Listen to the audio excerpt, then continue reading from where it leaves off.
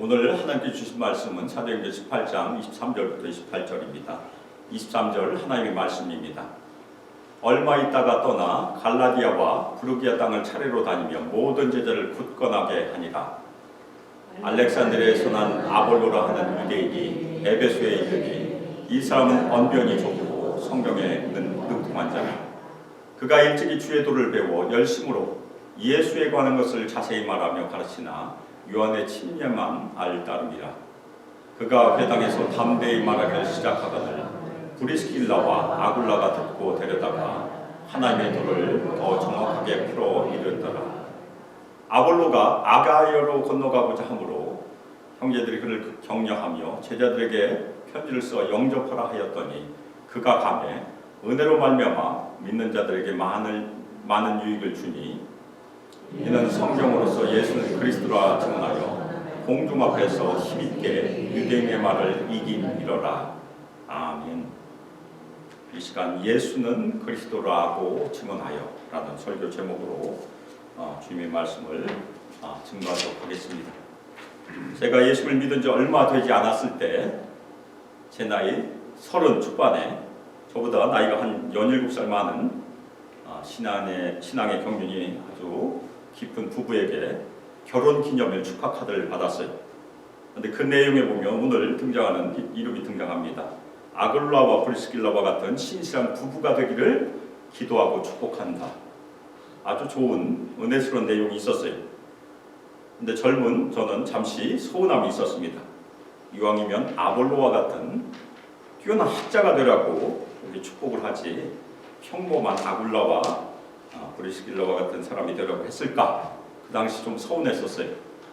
근데 이후 세월이 좀 흘렀어요. 그래서 제가 성경을 공부하면서 아굴라와 브리스길라에 대해서 많이 알게 됐습니다. 그 부부가 끝까지 신실하게 주님을 섬겼음을 성경을 통해서 알게 되면서 그 부부의 기도와 축복에 대해서 감사하게 되었어요. 세월이 더 흘러서 제가 미국에 다시 왔죠. 그때는 진짜 제가 아볼로처럼 학자가 되기 위해서 왔었어요. 그런데 여러 가지 사정으로 그리고 뒷심이 부족해서 결국에는 제가 포기를 했었습니다. 요즘도 간혹 후회를 해요. 포기를 하지 않았으면 저도 학자가 되지 않았을까. 요즘도 저에게 간혹 가다가 설득하는 분이 있어요. 아직도 안 늦었다고 그래서 제가 가능하면 그분 안 만나려고 그래요. 오늘 말씀이 바로 그 아볼로가 등장을 해요. 그런데 이 아볼로를 하나님의 도로 자세히 가르쳐서 세운 사람이 누구입니까? 훌륭한 사역자로 인도했던 사람이 바로 다름 아닌 브리스길라와 아굴라 부부의 아주 뛰어난 일을, 소중한 일을 했다는 것이 바로 오늘 성경에 기록되어 있습니다. 그래서 오늘 말씀을 통해서 우리 모두 하나님의 도가 무엇인지 다시 한번 도전을 받고 2022년 새해 저희가 2월을 시작하고 있는데 예수 그리스도에 대한 깊은 지식을 얻기 위하여 말씀과 기도에 더욱더 시간을 하나님께 드리길 바라므로 오늘 말씀 같이 살펴보겠습니다. 오늘 말씀 23절에 보면 누가는 바울이 안디옥에서 얼마가 머문 후에 안디옥을 떠나 갈라디아와 부르기아 그 지경을 지나갔다고 얘기하고 있습니다. 앞에 있는 지도 보면 안디옥에서 북쪽으로 올라가면 갈라디아서가 저희가 있기 때문에 바로 그 지경이 지금의 앙카라가 있는 바로 그 지경입니다. 그리고 거기 방문해 모든 제자들을 굳건하게 하였다고 기록하고 있어요. 이것이 3차 선교의 시작이에요. 바울은 한 지역을 방문하면 열심히 복음을 전파하고 제자들을 가르쳤어요. 그리고 제자들이 일어나면 자연스럽게 이제 교회가 시작이 되죠. 그런데 다시 방문하거나 편지를 보내요. 그래서 그 교회를 굳건하게 세우는 것이 바울의 전략이었습니다. 그리고 다시 방문하게 되면 교회 지도자들 세웠어요. 그래서 저희가 디모데 전서 후서나 디도서를 보면 장로와 집사를 세우는 그런 일들이 거기 기록이 되어 있죠. 그런데 바로 이 대목에서 누가는 바울 얘기를 잠시 멈추고 누구 얘기를 합니까? 전혀 다른 사람인 아볼로 이야기를 해요. 바울이 위적을 순회할 때 알렉산드리아 출신 유대인 아볼로가 에베소에 왔다고 누가가 소개를 하고 있습니다. 알렉산드리아는 지금의 이집트에 있어요. 아주 그 당시에 두 번째로 큰 도시였다고 합니다. 큰 도서관이 있는 그런 도시예요. 그래서 헬라 철학과 유대 성경 해석의 중심지 70인역이 알렉산드리아에서 번역이 됐으니까 아주 중요한 도시. 이 아볼로는 말 재주가 뛰어나고 성경에 정통한 사람이라고 기록하고 있어요. 첫 번째, 말 재주가 뛰어나는 것은 원래 말을 잘했다는 것보다는 아볼로가 체계적으로 훈련을 받았을 가능성이 있습니다. 알렉산드리아에서 수사학이라고 저희가 부르는데 웅변술이에요. 웅변술. 전문적인 훈련을 받은 사람이라고 저희가 추측할 수 있어요. 또 하나, 성경에 정통하다. 구약 성경에 정통하다는 얘기입니다. 알렉산드리아에서 구약 성경을 체계적으로 훈련받았던 사람, 그리고 구약 성경을 연구했던 사람이, 요즘 시대의 말로 하면 아볼로는 정규 신학교 과정을 다 이수하고 적어도 박사 학위까지 한 사람이 아닐까, 신학 박사가 아닐까, 그렇게 생각할 수 있어요. 그런데 25절에 보면 아볼로는 주님의 길에 대해서 가르침을 받았다고 누가 기록합니다.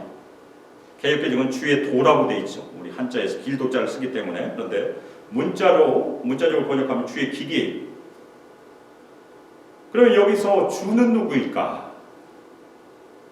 어떤 학자들은 하나님을 지칭한다고 설명합니다. 그러면 첫 번째 나온 주의 도나 뒤에 나오면 하나님의 도가 같은 내용이 될 것입니다. 그런데 또 다른 학자들은 주는 예수님을 지칭한다고 설명을 해요. 저도 그 설명에 동의해요. 그 이유는 누가가 주의 도와 하나님의 도를 구별하여 썼습니다. 그리고 사도행전을 저희가 읽어보면 주가 대부분의 경우 예수님께 쓰여요. 누가가 하나님을 지칭할 때는 하나님이라고 아예 씁니다. 따라서 아볼로는 예수님의 도, 예수님의 길에 대해서 어떤 사람에게 배웠던 것이에요. 그러면 예수님의 도, 예수님의 길은 무엇을 의미할까? 사도행전에서 이미 한번 나왔어요. 이 도란, 바울이 다메섹에 갈 때 그 도를 다른 사람들을 체포하러 갔으니까 이 길이란 말이 사도행전에서 굉장히 중요해요. 영어로 하면 the way라고 번역을 하는데 way 할 때 대문자로 번역을 합니다. 아주 독특한 말이에요. 이 말은 문맥에 따라서 적어도 세 가지를 의미합니다. 하나는 구원의 길, 또 하나는 예수님을 따르는 사람들의 길, 그리고 예수님을 따르는 사람들, 교회를 의미하기도 해요. 그런데 오늘 본문에 나오는 이 도, 길은 예수님 안에서의 구원의 길을 의미하고 있습니다. 그 말은 이미 아볼로에게 주님의 길, 예수님의 길, 구원의 길을 전파한 전도자가 이미 있었다는 얘기. 과연 누가 했을까? 사도행전 8장에 가면 스데반 순교 이후에 박해 때문에 많은 제자들이 흩어져요. 그 흩어진 사람들 중에 일부가 알렉산드리아까지 갔을 가능성이 있습니다. 이 흩어진 제자들, 디아스포라 제자들 중에 한 사람이 아볼로를 만나서 아볼로에게 예수님에 대해서 복음을 전했던 것입니다. 아볼로는 더군다나 마음이 아주 뜨거운 사람이었었어요. 열정적인 사람이었었습니다. 그래서 자신이 배운 대로, 자신이 믿은 대로 열정적으로 예수님에 관한 일들을 정확히 말하고 가르쳤어요. 아주 뛰어난 사역자였습니다. 그런데 누가는 아볼로에게 한 가지 부족한 것이 있다고 얘기합니다. 무엇이 부족합니까? 아볼로는 요한의 침례만 알고 있을 뿐이라고 누가가 얘기합니다. 요한의 침례만 알고 있었다. 이 말은 무엇을 의미할까? 여기서도 두 가지 견해로 갈라집니다. 어떤 사람은 요한의 침례만 알고 있었으니까 아볼로는 예수님을 믿지 않는 사람이라고 하는 사람이 있는 반면에 아니다. 아볼로는 예수님을 믿는 사람이다 하는 견해가 있어요. 아볼로는 예수님에 대해서는 잘 알고 있었어요. 정확히 말할 정도로. 그런데 요한의 침례만 알고 있었다는 것은 예수님의 침례는 몰랐다는 얘기입니다. 그러면 저희가 물어볼 수 있어요. 요한의 침례는 무엇이고 예수님의 침례는 무엇일까? 요한의 침례는 당연히 물에 의한 침례이고 회개의 침례입니다. 영어로 얘기하면 리펜턴스죠. 회개의 침례는 우리가 길을 가다가 방향을 돌이켜서 하나님께로 돌이킨 것을 회개라고 해요. 마음과 태도의 변화를 가져온 것이 회개입니다. 죄를 늦추고 하나님께로 돌아오는 것이 회개예요. 이것은 반복적으로 이루어질 수 있어요. 그래서 회개의 결과는 삶의 태도와 변화를 가져옵니다. 반면에 예수님의 침례는 무엇입니까? 요한이 예수님을 소개할 때 예수님은 성령과 불로 침례를 주신 것이다. 불은 마지막 심판을 의미해요. 그러면 성령은 무엇을 의미합니까? 성령은 새 생명을 의미합니다. 굉장히 중요한 개념이에요. 우리가 성령 침례라고 하면 보통은 외적인 현상으로만 이해해요. 방언과 예언이 수반되는 그런 외적인 은사가 동반되는 것으로만 생각하실 때가 많이 있습니다. 물론 사도행전에서 성령이 임하시면 방언과 예언이 수반되는 외적인 표징이 많이 나타나요. 그런데 성령의 침례, 예수님께서 주시는 성령의 침례에서 가장 중요한 것은 무엇입니까? 바로 새 생명이에요.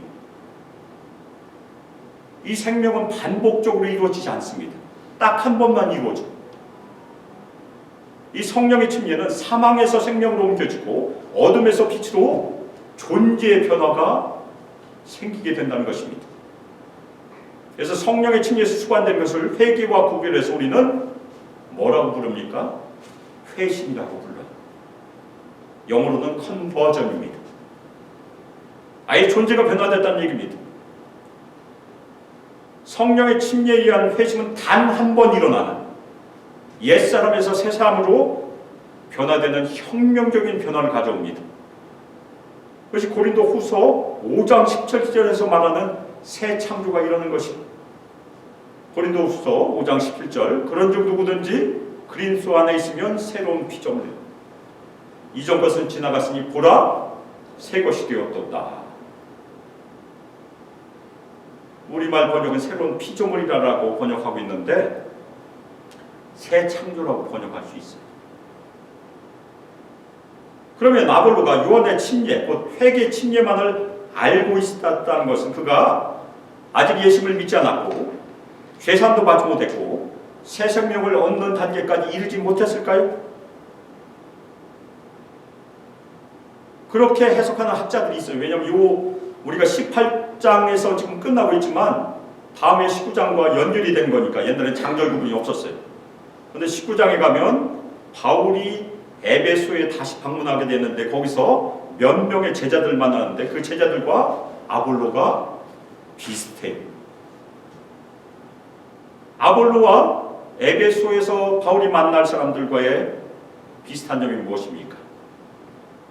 그 사람들은 요한의 침례를 받았다고 기록하고 있습니다. 아볼로는 요한의 침례만을 알고 있었고 그 사람들은 요한의 침례를 받았고 굉장히 흡사합니다. 그래서 어떤 학자들은 아볼로도 예수님을 믿지 않는 사람이라고 해석하기도 해요. 그런데 19장에 보면 그 사람들은 예수님의 이름으로 침례를 아예 받지 않았어요.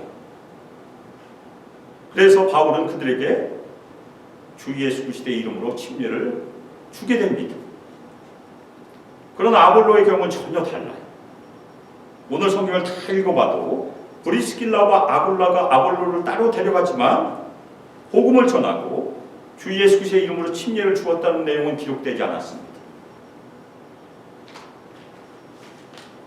그리고 또 하나 아볼로가 열심으로 열정적으로 마음이 뜨겁게 말했다, 전파했다고 기록하고 있는데 이 마음이 뜨겁게 열정적으로 문자적으로 번역을 하면 영 안에서 열정적으로 이란 말입니다.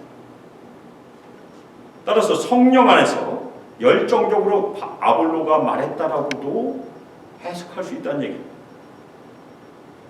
만일 아볼로가 성령의 영향력 안에서 예수님에 대한 일들을 가르쳤다면 아볼로는 이미 예수를 믿는 신자라고 저희가 인정할 수 있는 것입니다.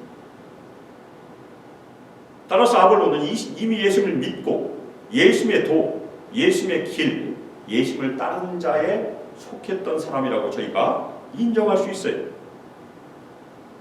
그러나 아볼로에게는 뭔가 부족한 것이 분명히 있었습니다. 그래서 26절에 보면 아볼로가 유대인 회당에서 담대히 예수님에 대해서 가르치기 시작했어요. 그때 브리스길라와 아굴라가 그 회당에 가서 아볼로의 가르침을 듣고 아볼로의 가르침에 무엇이 부족한가를 알게 되었습니다. 그래서 브리스길라와 아굴라가 아볼로를 따로 데리고 와요. 조용히 하나님의 도와 하나님의 길을 더 정확히 설명해 주는 것이 오늘 말씀입니다. 따라서 아볼로가 지금까지 이해했던 예수님의 길과 브리스길라와 아굴라가 아볼로에게 가르친 하나님의 도 사이에는 차이가 있다는 얘기입니다. 그 차이가 과연 무엇일까? 저희가 성경을 읽을 때는 자세히 읽을 필요가 있어요. 25절에 보면 아볼로는 예수에 관하여만 가르쳤습니다. 그런데 28절에 가면 언어가 바뀝니다. 아볼로는 예수는 그리스도라고 증언합니다. 어떤 차이가 있습니까? 아볼로는 예수만을 알고 있었지만 나중에 예수는 그리스도라는 것을 확증하게 되었다는 것입니다.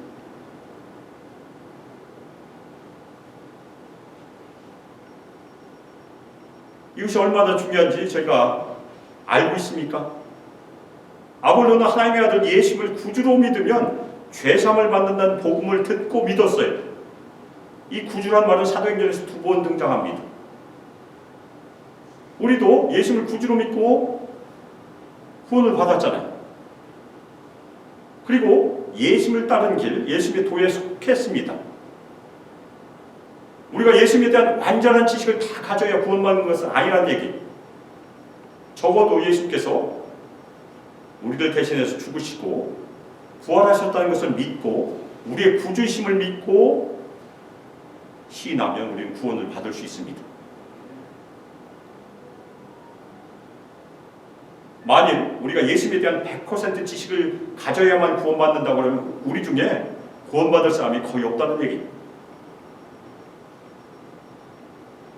아볼로가 무엇이 부족했습니까? 예수는 그리스도라는 그 지식이 부족했어요. 유대인에게는 그것이 굉장히 중요합니다. 우리는 그리스도라고 하면 구원자와 똑같이 생각할 수 있어요. 그렇지만 유대인들에게 전혀 다른 개념이에요. 유대인들에게는 메시아라는 이 언어는 하나님께서 구약 성경을 통해서 수백 년 동안 약속하신 마지막 때 오셔서 구원하실 그분, 그 왕 되신 분을 지칭합니다. 그분은 왕이시며 그분은 대제사장이시며 그분은 선지자세요. 그런데 아볼로는 그 구원의 지식까지는 이르지 못했던 것입니다. 아볼로는 예수를 구주로는 믿었지만 메시아시이며 그리스도로 이 땅에 오셔서 하나님께서 약속하신 구속사역을 완전히 성취하셨다는 것을 다 받아들이지 않았다는 것입니다. 그래서 브리스길라와 아굴라가 아볼로가 선포하는 예수님에 관한 것을 듣고 알았던 것입니다. 그래서 아볼로를 아주 부드럽게 인도해서 그 지식을 자세히 가르쳤던 것입니다. 그래서 아볼로가 예수의 하나님께서 오래전부터 아담 이후로부터 약속하신 아담과 노아와 아브라함과 모세와 다윗과 예수까지 이어지는 언약의 계보가 있었고 우리가 그것을 구속의 역사라고 합니다. 그것을 다 가르쳐 준 것입니다. 예수 그리스도의 구속사역의 완전한 성취에 대한 지식을 아볼로에게 잘 가르쳤던 것입니다. 그 가르침을 통해서 바울이 브리스길라와 아굴라에게 전달했던 구원의 도에 대해서 아볼로를 아주 견고하게 세웠던 것입니다. 따라서 아볼로가 요한의 침례만을 알고 있었다는 말은 구원받지 못했다는 얘기가 아니고 예수님을 하나님께서 이세의 구원을 위해서 오래전부터 약속하시고 보내신 메시아, 곧 그리스도로 믿고 구원받는 온전한 지식을 갖지 못했다는 그것으로 저희가 이해할 수 있습니다. 아볼로와 이 브리스길라와 아굴라의 만남은 굉장히 중요한 만남이었습니다. 왜냐하면 하나님께서 아굴라와 브리스길라를 사용해서 아볼로를 굳건하게 세운 후에 아볼로는 거기에 있지 않고 바로 아가야로 건너갔습니다. 아가야가 바로 고린도 교회가 있는 지역이, 아마도 아볼로는 브리스길라와 아굴라로부터 바울에 대해서 이미 전해 들었을 것입니다. 바울을 아직 만나지 못했어요. 근데 바울이 이미 아가야를 떠났다는 것을 알고 거기 사역자가 없었잖아요. 그래서 이 아볼로가 자원해서 아가야로 건너간 것입니다. 아가야에 가서 바울을 대신해서 복음을 선포하기 위해서 간 것입니다. 그러자 에베소에 있는 형제들이 아볼로를 격려하여 고린도에 있는 제자들에게 편지를 써서 보냈어요. 환영해달라고. 여기서 에베소에 있는 형제들은 많이 등장하는데 바울이 잠시 동안 머물렀고 아굴라와 브리스길라가 머물러서 복음을 전했기 때문에 몇 명의 형제들이 있었다는 얘기입니다. 아직 교회는 형성되지 않았어요. 바울이 다시 와서 사역하면서 에베소에서 교회가 형성되게 됩니다. 고린도에는 제자들도 있었고 고린도에는 제자들의 모임인 교회 공동체가 이미 있었습니다. 그래서 브리스길라와 아굴라가 에베소에 있는 형제들에게 고린도 교회에 있는 형제들에게 추천서를 써서 아볼로를 보냈던 것입니다. 그래서 아볼로는 드디어 고린도에 도착했습니다. 이미 하나님의 도, 온전한 지식에 대한 도를 다 알고 왔기 때문에 아볼로는 공개적으로 유대인들을 강력히 반박하였습니다. 우리가 고난 주간이 오면 우리가 이사야 53장을 묵상하기도 합니다. 저도 설교를 여러 번 했어요. 근데 이사야 53장은 고난받는 여호와의 종이라는 중요한 주제가 있습니다. 저희가 이사야서를 보면 이사야 40장부터 여호와의 종이라는 말이 등장을 해요. 근데 구약에서는 여호와의 종이 몇 번 등장하지 않습니다.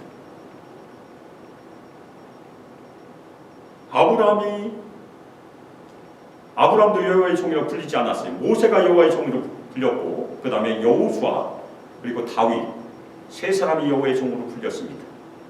근데 이사야에 가면 여호와의 종이 나와요.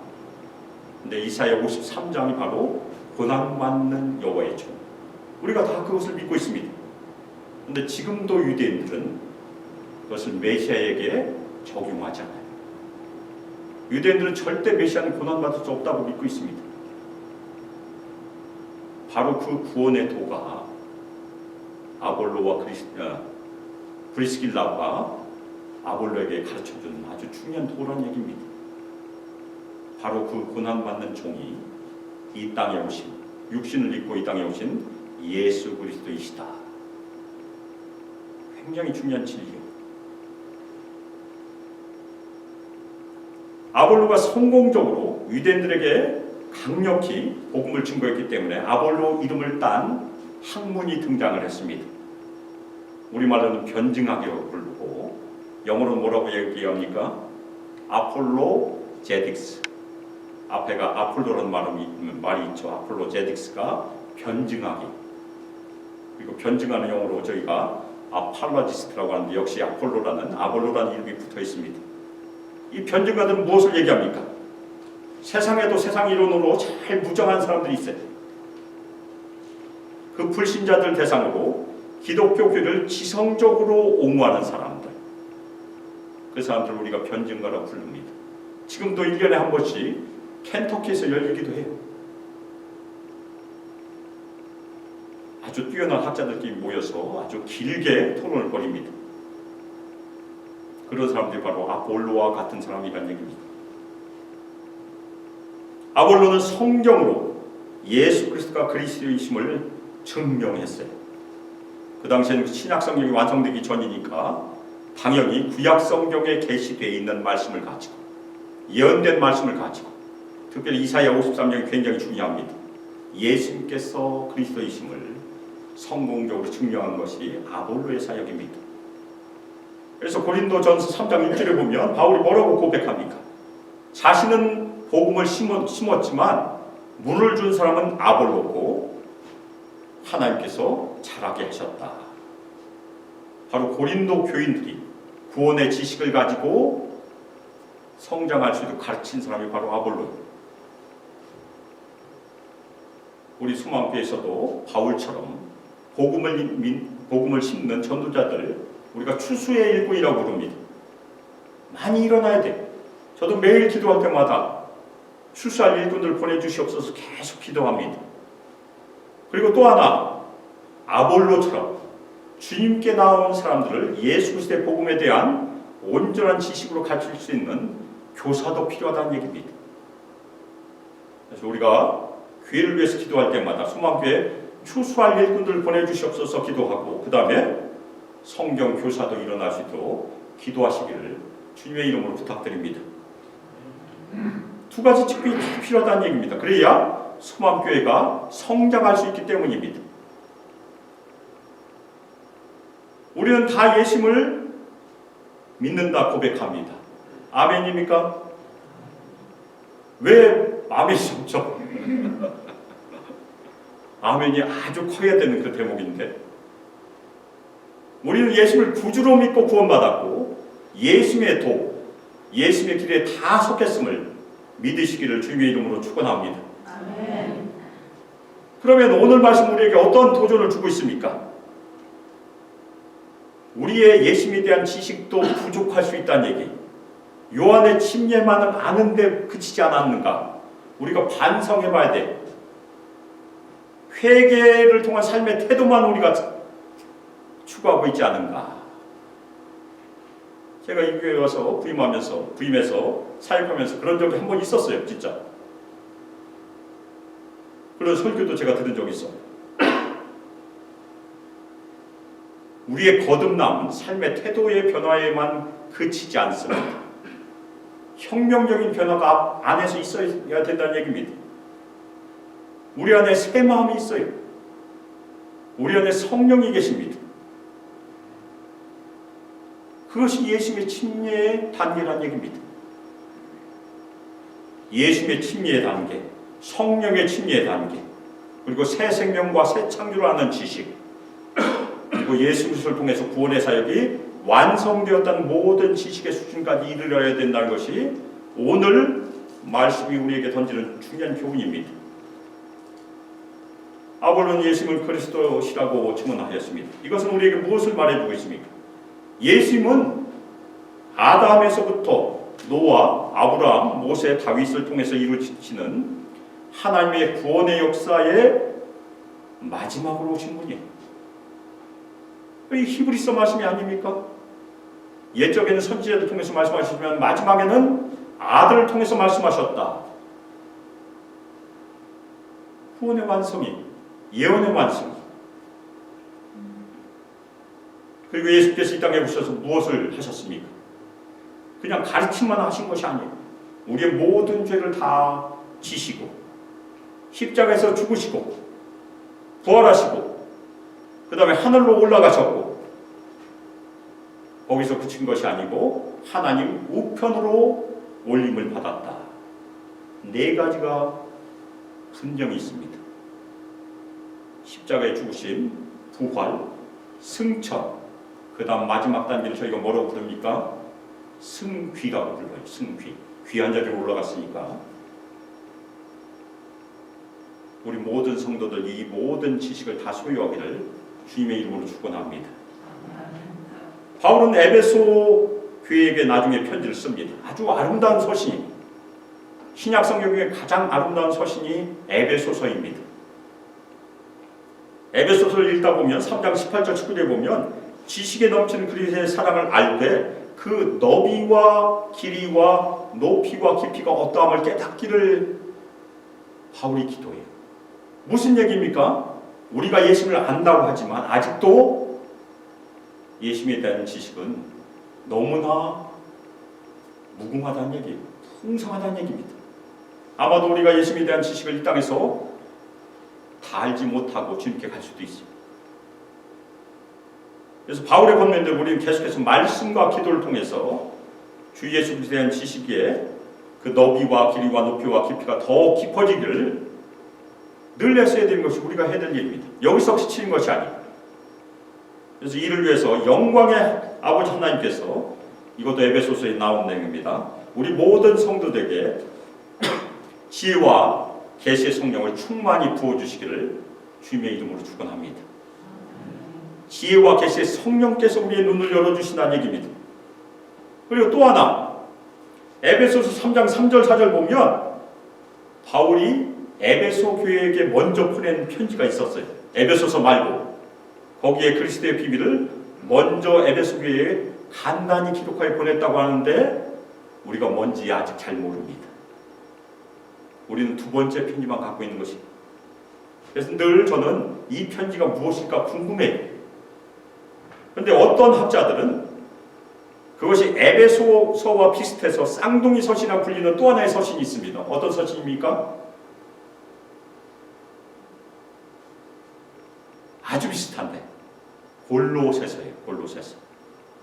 왜 비슷하겠습니까? 골로새서를 개척한 사람이 바로 에베소 교회 출신이에요.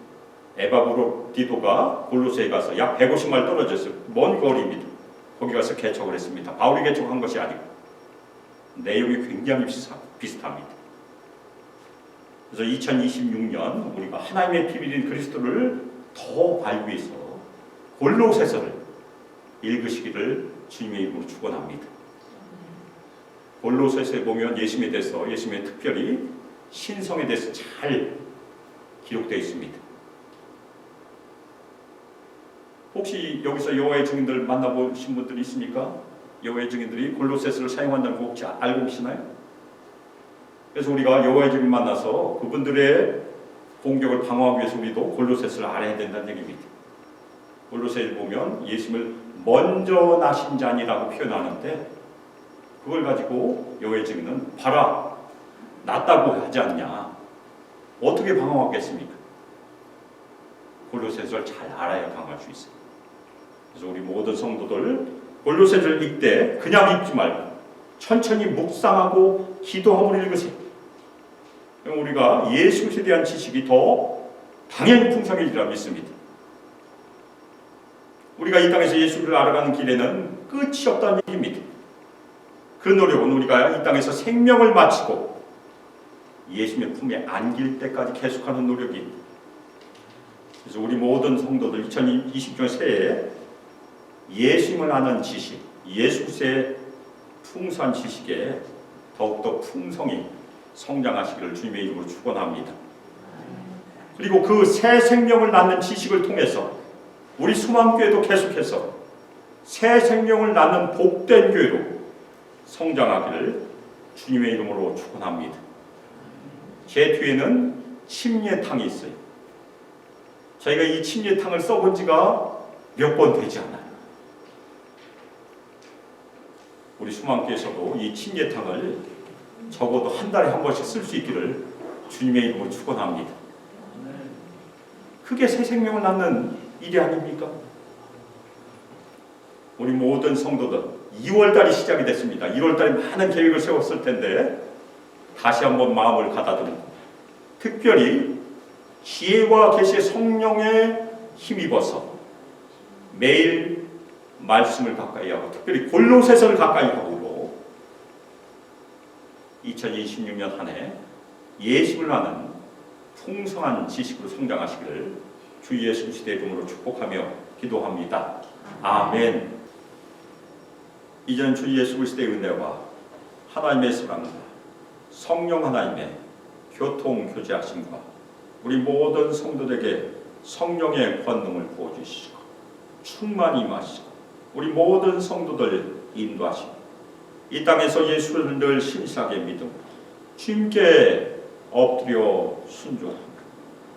주님께서 우리에게 주신 그 지상명령에 끝까지 순종하기를 원합니다. 특별히 주님께서 아굴라와 브리스길라를 통해서 아볼로를 세웠던 것이 우리 모든 성도들도 예수 그리스도를 믿는 지식에서 굳건하게 서서 주님의 복음을 증거합니다. 끝까지 주님의 증인 되기를 소망하며 결단하는 우리 수많게 모든 성도들과 청년들과 유수 아이들 위해 영원토록 함께하게 주 예수 그리스도의 이름으로 축복하며 기도 올려드립니다. 아멘.